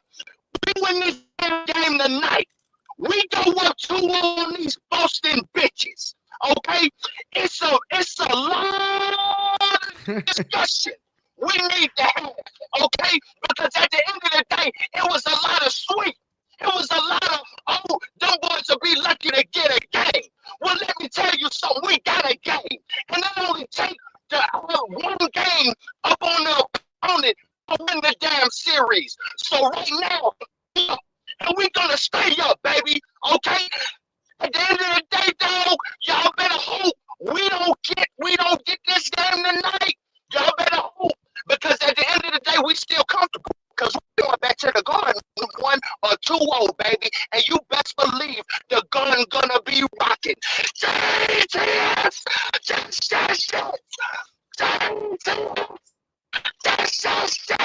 Let's go Knicks!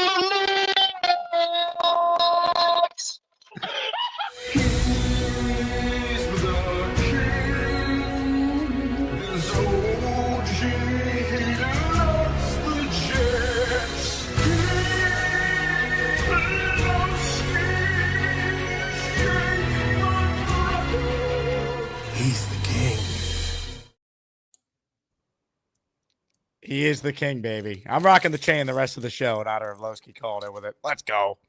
The absolute GOAT, man. The hype man of all hype mans, King Lowski. Great comment from Roseanne, who I actually saw at the Yankee game last night. She was there with her dad, so got to hang out with her for a couple innings. If Lowski ever decides to use an iPhone, it's over for everyone. That's true. It is funny how the quality is just like so different from iPhone to non-iPhone users.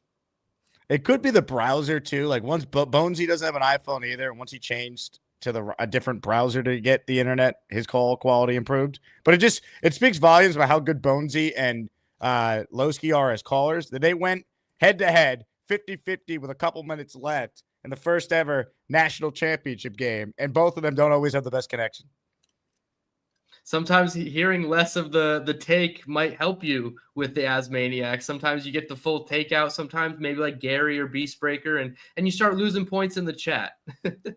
Craig says, I'm actually amazed his mic survives. Speakers are blown. It's like redlining up on his mic levels for sure. Oh, man. All right. We still got some people on hold here. Dylan, if you got to go, feel free. I don't want to take let's do one more. Let's do one more. You got it. All right, let's say hello right now to Rob, the Jet fan. What's up, Rob? Hey, guys. How's it going? How's it going, Dylan? How are you, Rob? I like your takes, man. You're very knowledgeable. Good job. I appreciate it. Thank you. Thank you. Just calling because I guess I'm kind of disgruntled.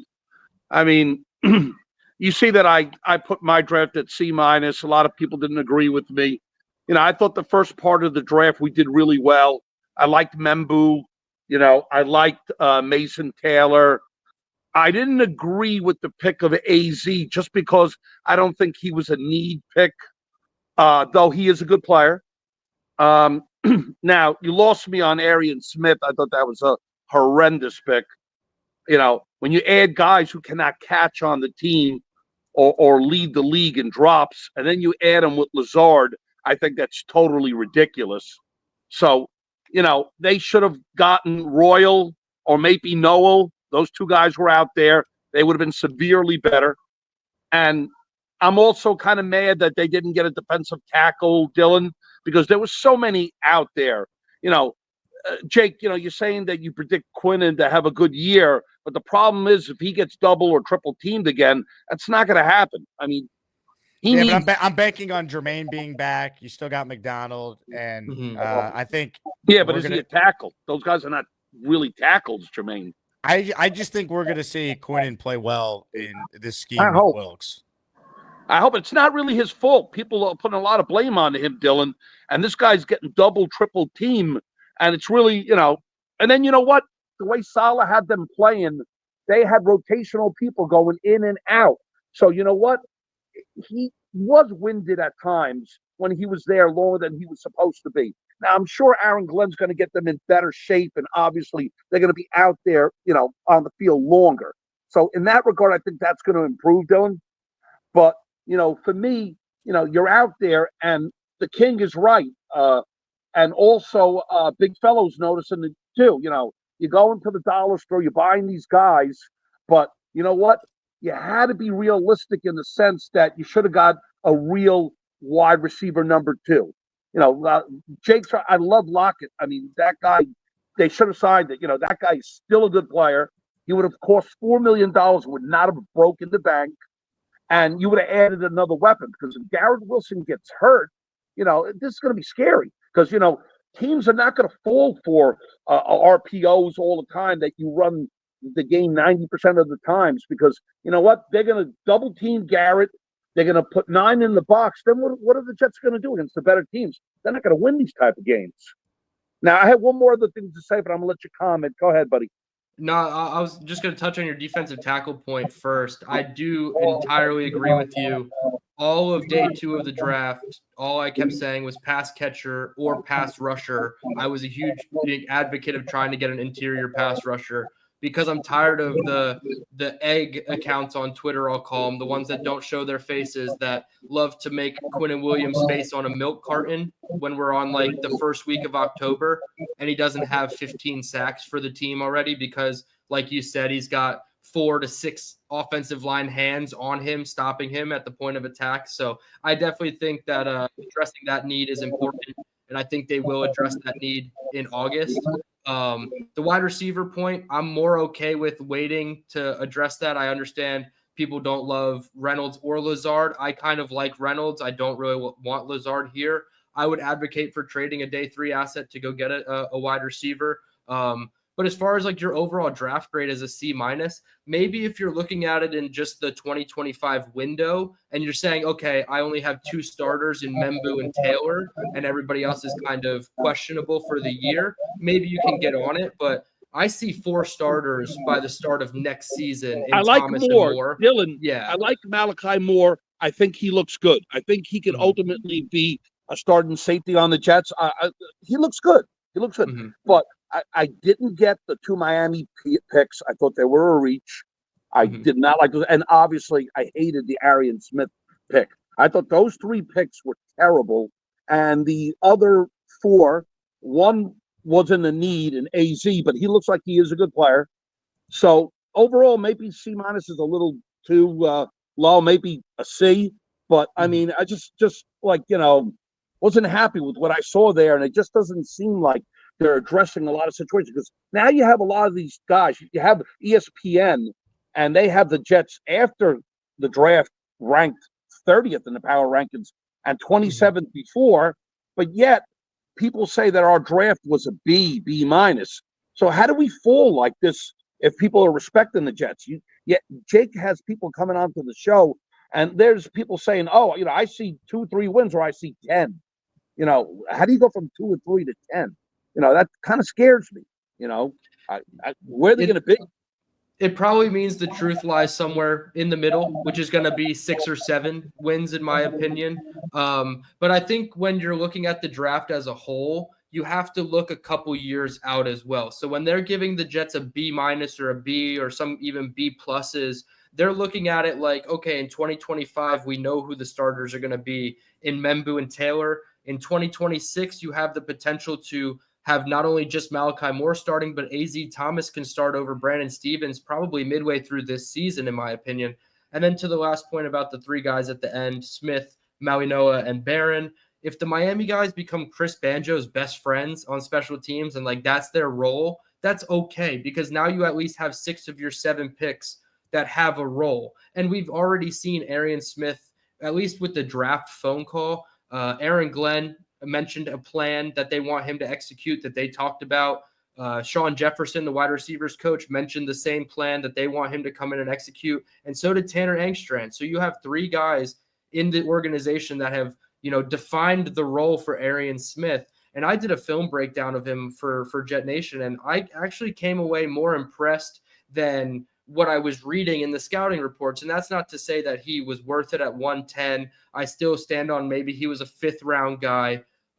So yeah, there's going to be more of a developmental curve for him, and it's more threading a needle with that pick. But I do think there is a role for him on this team to be take the top off. Like, I think of a dagger concept where you have the clear out route and then a big in breaking route underneath it, like at a 15-yard clip.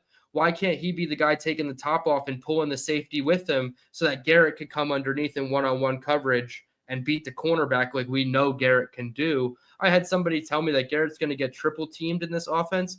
Okay, first of all, nobody does that schematically on defense like that. And maybe it was a little hyperbole in the chat. That's a win for the Jets if someone tries that, by the way. Yes, exactly, dude. Like, Arian Smith is not so bad to the point where if 3 people are occupying Garrett Wilson, that whoever's butt ass open on the other side of the field can't catch the ball. So, like, it's not one of those things where, like, I'm totally down on it. I just want to wait and see at that wide receiver position specifically. It's not a strength, but it's not the worst position group on the team. I would say D tackle is probably a worse position group than wide receiver right now. JoJo says, Dylan is awesome. Appreciate it. You're Dylan, awesome too. You're the man. I appreciate you hanging out with us for almost an hour and a half. Absolutely, man. Always for you guys. You guys are the best chat. You best community. I always love coming and chopping up with you guys. Where can people find you, Dylan? Is the YouTube channel, is it ready? Is it up? Can we promote it? Yeah, I mean, it's still Jet Nation. I'm just doing my own little thing. Glenn is doing, the one-off videos where he goes live for a couple minutes and then he'll do the long form once a week show. I'm kind of jumping in with film breakdowns, and I just put out a small little trade video about Romeo Dobbs. So I'm going to keep those little small pieces coming, just trying to keep content flowing. And we kind of figured, we were doing it all together at Jet Nation. Almost everything was, him and I both. So why don't we just go live whenever we can, or put out content whenever we can? And the more eyes we can bring to Jet Nation, the better. We've seen it already, paying off, showing dividends already. And we're hoping that soon that turns into a little bit of money in my pocket, fill my gas tank for the month and help me get to work. So I appreciate everything. This is just a small step. I mean, obviously, people I've seen in your chat come over and into Jet Nation's chat. So always very grateful for everybody that tunes in, and big thank you to you, of course, because without you, not much of this would have been possible. So always appreciative of you guys. You're the man, Dylan. We'll catch up soon. Absolutely. Dylan Tereman. Everyone go check out his work. Jet Nation Live. He'll be with us Wednesdays going forward. All right. More of your calls right now. Ladies and gentlemen, an OG is on the line. We say hello for the first time on the show to the Kyle Clifton.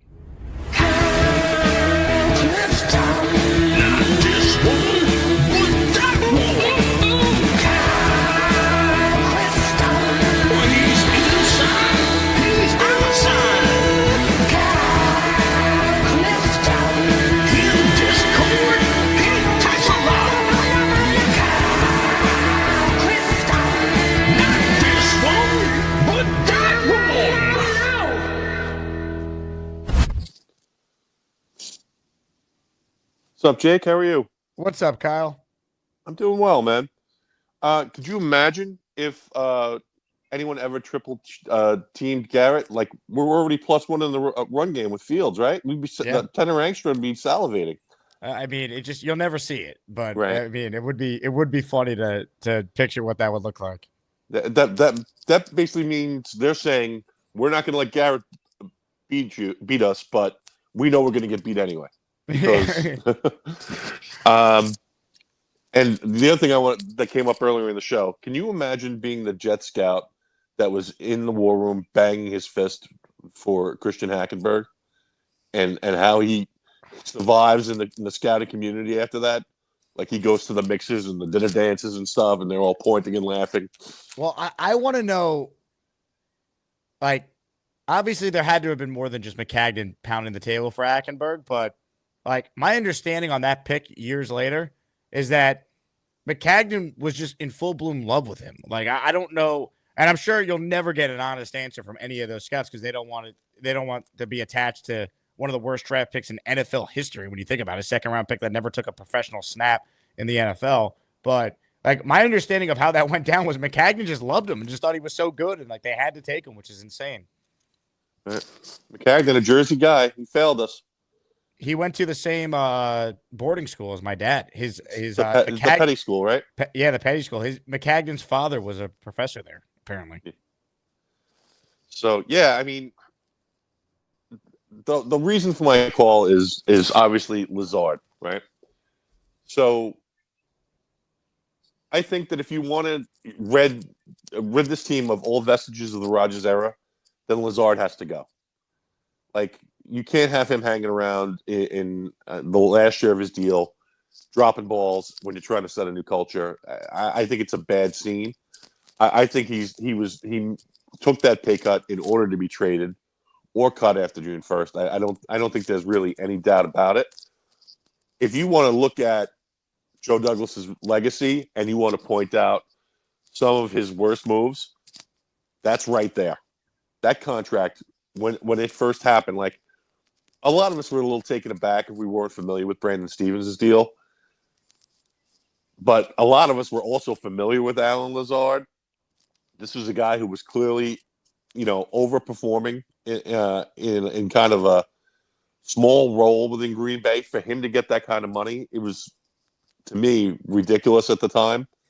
And it's kind of proved out to be that way.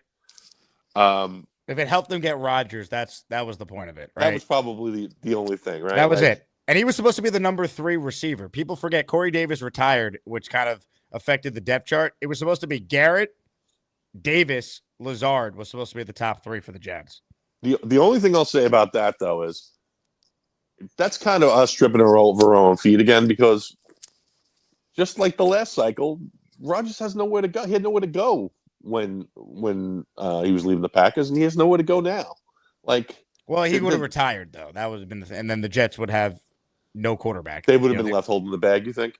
Yeah, I mean, they would have had Jimmy Garoppolo or Derek Carr, and they would have been as big of a disaster with a worse contract if it was called. Look at what happening with the Carr situation now with New Orleans. Yeah, I think he wasn't done playing. I think that. Well, we know that last administration had a tough time drawing a line in the sand with Rodgers. So that's your theory probably has a little bit to it. Yeah, I mean, that's all I had for today. I appreciate your time as ever, Jake. Thank you, Kyle. Appreciate yours. And look, I mean, Lazard taking the pay cut. I mean, he's on the team for very little money, so it's not like they're hamstrung. But once again, I'll repeat what I said at the top of the show. If Rodgers goes to Pittsburgh, and I still think he ends up there, and Pittsburgh wants Lazard, give me your 5th, and we'll give you our 6th. So at least you move up around. I think you could get something for Lazard. It's not going to be a lot, but if I can move up an extra round, why not?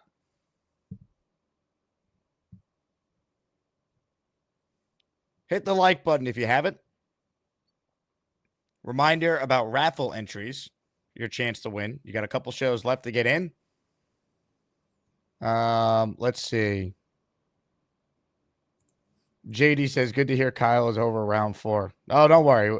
Somehow it will all come back to Arian Smith at some point for Kyle. Beastbreaker says, no more talking about my guinea pig. Beast, who's talking about little Joey? There's this little guy, this mother freak effing chew. Dude, stop it. Enough's enough with this crap. Oh, and Kyle Clifton is right about one thing. Lazard, I don't see anything in him. I think he feels lost because after, Aaron Rodgers split, I think it's time for him to go, see ya. He feels lost. And plus, with the new regime, what the hell are you going to do with him? Oh, did you get that DVD? I was going to ask you that. No, I haven't been to my office at Yankee Stadium yet today, so I haven't been able to get it. Don't worry, you should be able to get it. But like I said, Lazard, he feels lost. Did you confirm that it arrived at the stadium? So it did. There? I actually checked it through my USPS department. It landed yesterday at 11:06 a.m. Your time. And it said delivered to 1 East. Yeah. Yep. Yes, okay. Yes, and yes. And Lazard has to go. I think, you know what? let's get that trade. Trade Lazard. Let's get a 5th-round pick for next year because it's just it doesn't make any sense. It doesn't. And then you got 4 running backs. Okay, this is what I would make a suggestion. We got Brees Hall. We got Brent. We got Allen. Okay, what do you want to do? What do you want to do? What do you want to do and plan? Okay, this is what I would make a suggestion. We keep Brees on the running game. Hello? Move Allen up to that wide receiver Yeah, this round is and get Jake. him prepared for battle. Hey, This Beast, kid's hold gotta on. Brian learn. Cashman just called me. Wait, sorry. Hold on one second. Yeah, Beast Breaker sent me a DVD, and there's $60 cash in there. Yeah, we're going to use it to give some memberships. Absolutely. All right, I'll stop by this week, Brian. I'll pick it up. Thank you. All right, Beast, that was Brian Cashman. They received the package. Oh, nice. We're going to put it in my office. Hey, as long as it's good, it comes in those 10 memberships. Don't worry. Hey, put it to good use, my friend. Hey, this was my first time doing something like this. Hey, do I ever get a chance to do something like this? No. But you know what? This is my first. My very, very first. But you know what? Hey, there'll be more coming. Just got to wait for the right time. And tomorrow, I'm going lawn cutting tomorrow. I'm going to be working tomorrow. You're going lawn cutting? Yeah, back to work. Hey, got to make some money some way. You just can't sit on your ass and do it. You gotta move. You got to move around, make some money. So, make a few dollars here, a few there. Hey, it's good. It's good to make some money. You just can't sit on your ass and get the money that way. You gotta move your feet. And plus, let's see how we do this year. I don't want to hear any more of this. 3 wins, 4 wins, 5. No. Hey, I Beast, already made my point. when you say you're cutting lawn, are you, using a lawn mower, or you're just plucking the lawn yourself with your hands? No, you use a lawnmower. You always use a lawnmower, but make sure you have the bag and then a garbage can because I need those garbage cans because number 1, my rule is clean up everything. Rule 1, make sure you have a blower. One of those. Make sure you get all those crappy grass clippings and get all that extra crap out of there, and then sweep all that up, get it in the garbage, and then boom, 1, 2, 3, sauce. Hey, real quick, Gator's requesting a Taco Bell coupon to send to his address, 1600 Pennsylvania Avenue. Gator, canal. Donald Trump lives there, muchacho. You're in Tampa, amigo. I'll tell you what, Gator. Soon enough, we're all gonna go get some real Mexican food, not Chipotle, because Chipotle it looks okay, but unfortunately, close only counts in the game of horseshoes and hand grenades, kids. Come on, you should know the real. If you want the real stuff, go to a real Mexican joint. That's the way it goes. Bottom line, nothing said. Let's get to the next caller because I know you got to go to a Knicks game tonight, don't you? They're in Boston, but I'll be watching. Son of a bitch. Well, like I'm gonna say it like King Lowski. Go Knicks! K-N-I-C-K!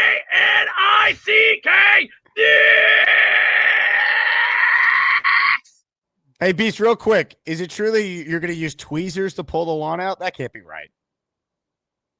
Are you serious? I'm just reading the chat. What the hell is this? Are you serious?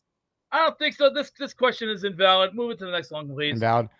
Invalid. All right, well, Beast, I appreciate you calling in, providing some insight. Hey, before we get out of here, can you give us the posture you're going to use on the lawnmower machine? Like, what is that going to look like exactly? Sim it for us. First, you're supposed to do this. And then once you get everything prepared, then you just gotta go. Just keep it like that and keep it going steady. Make sure you check your bag. And, if there's a hole right there, stop. Take the bag off. If you got duct tape, get the duct tape. Put it on there, at least 3 or 4 sets. Then get the bag. Put it back on. Lock it in place. If you got a thing for the wheel, use it right. Use your hand like this. Grab both things. Then when you grab it, get the bar boom in position. That's how you're supposed to cut grass. That's Breaker 666. He's the man who would kick your ass, and then he's gobble-goo. Tremendous. Now that was a call right there. Mimosa says, Jake just tuning in. How was lunch with Craig? Fantastic, Mimosa. We had a great time. Sad that Craig and Mrs. Craig are leaving tomorrow, but another great trip. And they will be back in September so they can come to a Jets game. JJ says, I can't get over Reynolds dropping the 2 biggest passes of the NFC Championship game. I'll tell you what, JJ. I would love to worry about Josh Reynolds dropping a big pass in the AFC title game this year, all right? I would love to worry about such a thing. Darth Crypto in the raffle for 2. Be nice, Jake. I'm always nice. Unless you're a douche like Alan. Jeffrey says, Little Joey Osa Buko. Jeffrey, thank you. All right. Can we get through the last remaining calls here? Team Curry's next. What's up, Team Curry? Can you hear me? Is the mic okay? Yes, sir, Team Curry. We got you. Nice. Cheers. Cheers. So, shout out to you, of course. Shout out to Gator. Got to shout out all the mods. I just want to just show appreciation to everyone that makes this show great. You know, we may not have won a Super Bowl in decades, but this community that you put together as an Asmaniacs, we won the Super Bowl. Ain't nobody beating us in fandom over here. Okay? And that goes for my Knicks. And yes, big fella, my jersey's on backwards. And if I had a Brunson one, and if Jake raffled it off, I'd wear it backwards too. So I just wanted to shout out everybody there. Let's go Knicks. Just quick about the Lazard thing. Now, remember when we got him? He was the first domino to fall in acquiring, you know, Rodgers and everybody like that. But he's going to be the last domino to fall. Just like you said, we restructured the contract, makes him easier to get rid of. He can go to Pittsburgh all he wants. Okay? Now, with the wide receiver room that Gary was talking about, he says it's not really a strength, but it's not really something he views as a struggle, which I kind of hate agreeing with Gary, but y'all make me do it. I told you, I live in Buffalo, right? But I rep hard up here. But I see Josh Allen, and he only has one receiver. So usually we use the term, you know, running backs by committee. I think what we're going to be doing this year is just kind of the same thing, but in the wide receiver room. We're going to have a wide receiver by committee. Obviously, Garrett's our top dog, and then we got little chihuahuas and puppies following afterwards that can pick up the slack. And hopefully, you know, Peanut Butter Taylor, he's going to be smooth and not crunchy. You know what I'm saying? So yeah, hopefully that kind of works out. No, look, your point on Allen is fair. The difference is, though, he's proven he's a top 5, top 3 quarterback in the league, whereas Justin Fields is trying to establish himself. Right. He's not at a point where it's clicked for him. The game's slowed down and everything's easy for him. He doesn't need the top talent to help him. But it's a fair point. And also, they're going to be very tight end reliant, we believe. Oh, yeah. We think Brees is going to be used properly, at least I hope, as a pass catcher. So it's fair. I get very concerned, though. One injury to Garrett Wilson, and now what? You know, that's I guess you're right about that. And I just think, you know, just like you had mentioned earlier, why not just take the cap hit early if we're not going to spend the money and then acquire more wide receivers, you know, so we don't have to worry about if someone's like, oh, we overpaid them. It doesn't matter. It's going to be a 1-year deal anyway. You know what I'm saying? So just to impart that, I just want everyone to stay positive with the Jets. Yes, we didn't get what we wanted on our Christmas list as far as an experienced head coach, coordinators, and so forth. But you know what? I'm a Jets fan through and through, and I'm going to be positive every offseason no matter what happens, okay? So my Asmaniacs, my Shiners, you know what I'm saying? We just keep the faith up. You know, everyone has their opinions, and we all have assholes. Let's not act like our opinions and be assholes. That's all I'm saying. I love it. So, Team Jets, Jets, and let's go, motherfucking Knicks! Let's go. I love it. Someone wrote that Curry's living in an alternate universe where the Knicks got Steph Curry. Thought that was funny. They were one pick away. How do you think the Timberwolves feel? They took Johnny Flynn in front of Steph Curry. The Knicks couldn't draft Curry, and we know they would have if he was there. And Curry himself thought he was going to the Knicks, but didn't happen. Why does he have a Knicks Curry jersey? Because his last name is Curry. Or was that former Nick Eddie Curry on the line? All right. Here we go. Devin's next. What's up, Devin? Hey, Jake, what's going on, brother? Can you hear How me we okay? doing, Devin? Yes, sir. I'm all right, brother. Hey, listen, man. I just called in because I had to tell you before tonight's game that I did watch the entirety of the last game. Now, remember I told you about my drink situation? That's right. Well, you better be locked in there because they won. Let's go. Dude, here's the kicker, though. When we were down 20, I had just called in to Connor's show. I was like, man, this fucking sucks. So I called in on Connor's show, and then it's turned around. So I'm like, should we tell Connor he needs to do another show tonight if we start losing?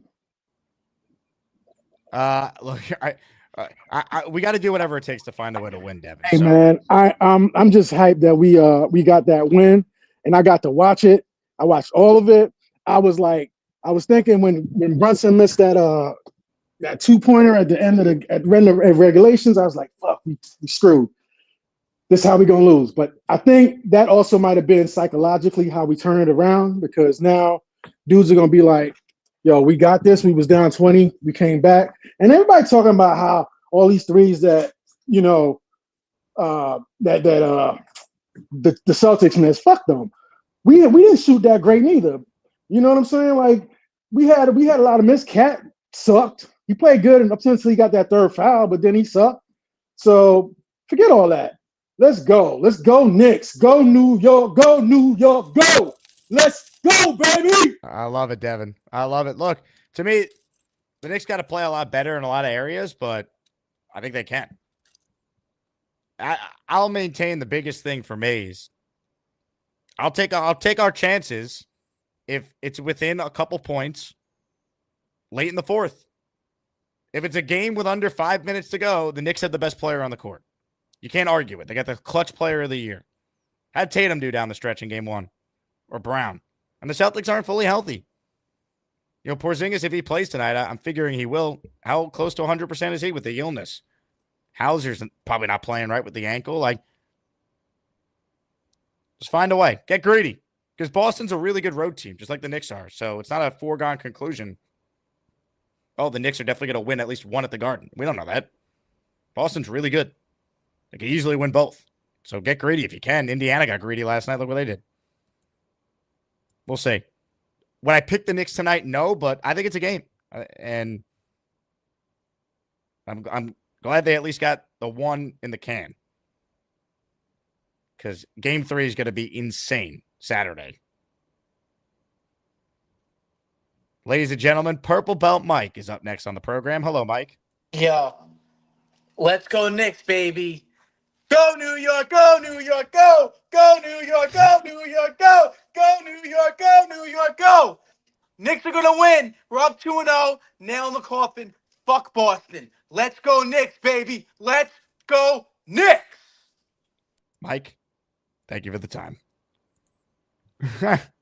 I love it. One day the Jets will give us happiness like the Knicks have. And I'll say it. The Knicks will run even worse than the Jets for a long time. Jets were in 2 AFC championship games back-to-back years. The Knicks haven't been to a conference final since 2001. But you get the right people in place, and it could change. Dolan didn't sell the team. He's still the same guy. Woody's not selling the Jets either, so hopefully Glenn and Muji are the right people.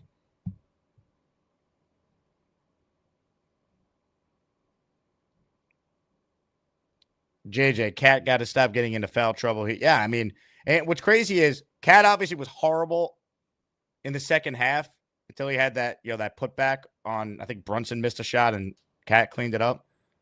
But he was really good to start the game in game 1. He had like 10 quick points, 8 quick points. Then he got that third foul. He's got to stay out of foul trouble. The Pistons series, I think, got the Knicks ready for this, though. Boston's not going to be as physical as Detroit.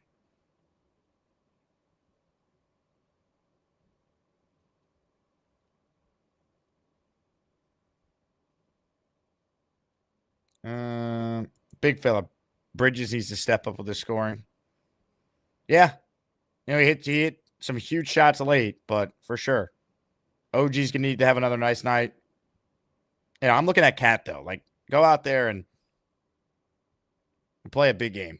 All right, you got guys that are multiple inches shorter than you trying to guard you.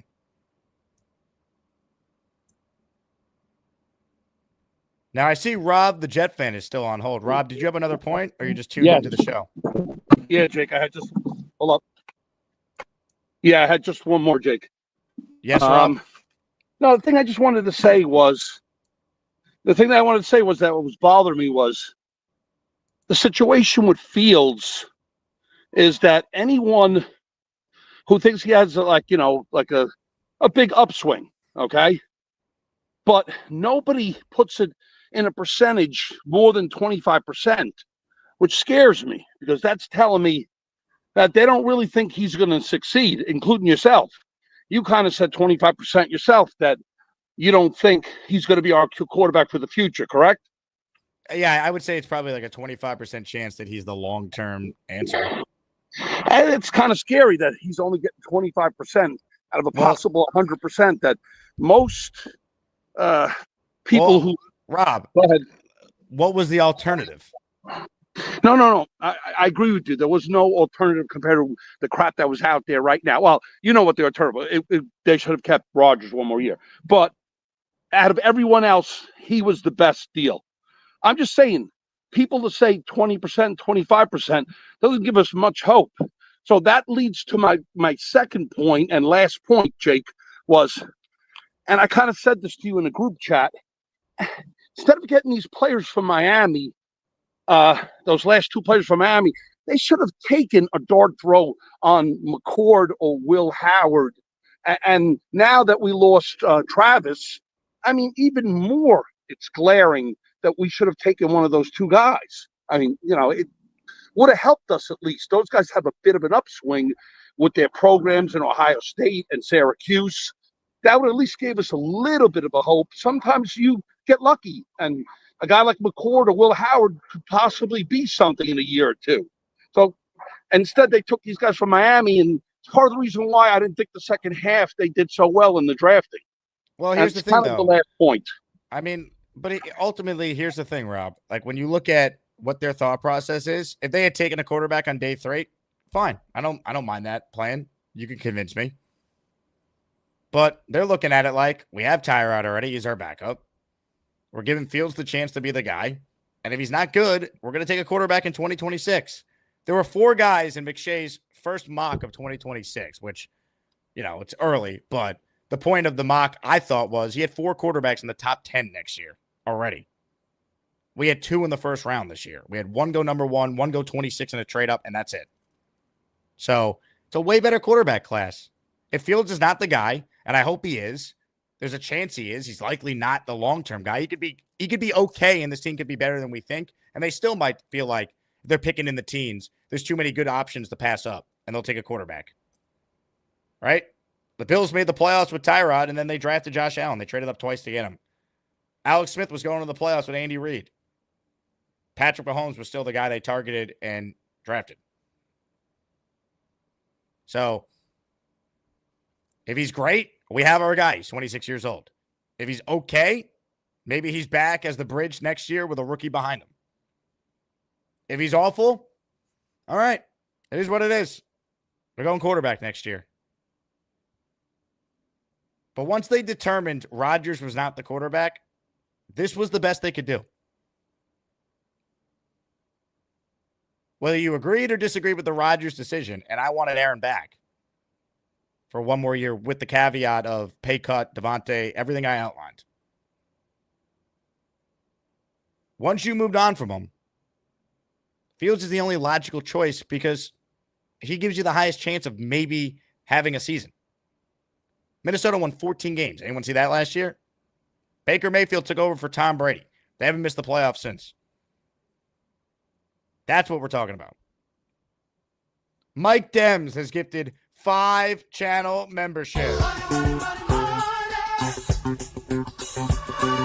Hell yeah, at the buzzer here. You could smell the memberships that have been gifted today. Matt Armetta, Flight Boy 2.0, Forgive Gregson, Dave Sports Quest, Mr. Peabody, all receiving channel memberships. Mike's comment after gifting the memberships. Go Knicks. Hell yeah. All right, here we go. Last call. James B. on the run. Hello, James. Oh, I gotta wrap this thing up. Hey, Jake. Long time no see. Had a really busy life lately, so it was nice to pop on YouTube and just see your name pop up at first notification that you're live. So I appreciate your reliability. You got it, James. Yeah, I'm excited. As excited as a Jets fan can be. But whenever you have a change in coaching, there's a new culture that's going to come about. Whether or not it's going to be a deep-rooted culture, we still get this new, a former Jet, which I do like. And anyway, I'm kind of happy that the Rodgers era is over just because of how it ended. I was just as excited as everyone else, admittedly, when we got him. And the quarterback situation, I mean, who knows? Justin Fields does show flashes of some nice stuff now and then. So if he could just make that consistent, that would be fantastic. Maybe he can pull a Sam Darnold or a Geno Smith. Or the opposite, I guess, because usually quarterbacks leave the Jets and then do well. But hopefully he comes from the Bears and whatnot, and then now he does great. So I don't know. I'm a Jets fan just like anyone else here, so I'm sure we'll all talk and then we'll be excited at the start of the season, and then just hope that our expectations aren't higher than they should be as every year. But I do love being a Jets fan. I love the community you built. So have a good one, Jake. Thanks for taking my call. James, excellent call. Nice job. Nice job. Way to close this out. All right. We got O'Leary tomorrow. We will have plenty more on everything going on with this Jets team. Rookie minicamp begins Friday. So I'm excited about that. Roseanne says, I'm a major Justin Fields denier. Hope he proves me wrong. You're a Justin Fields denier. So I guess that'd be the opposite of a Fields truther. I just hope Fields plays well. That's it. Do I expect him to be the next Darnold or Mayfield? No, but I didn't expect Sam or Mayfield to do what they did with their team. So you never know. That's the hope anyway. On that note, thank you all for watching this wonderful program. My name is Jake Asman. This has been the Jake Asman Show. Join the Patreon if you haven't. Reminder, you can get the show in podcast form, Apple or Spotify. So tune in there if you haven't. I will talk to you guys tomorrow. I end the show with a message that needs to be said.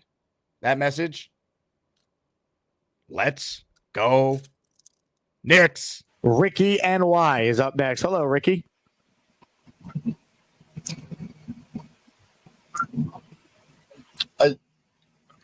Okay, did you lose me? What's up, Ricky? At any rate, I will be calling back soon with different Wi-Fi. You're the man, Ricky.